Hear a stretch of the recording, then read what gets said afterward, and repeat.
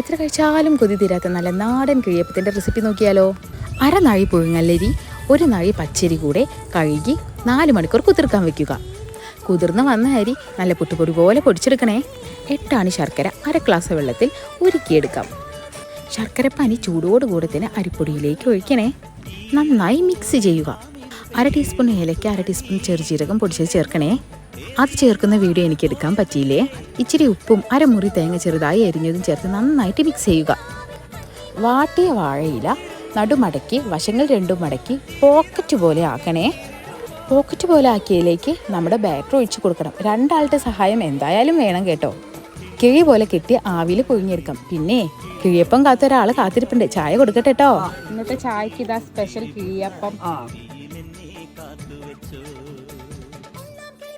നല്ല ടേസ്റ്റ് ഉണ്ട്, നല്ല രുചി.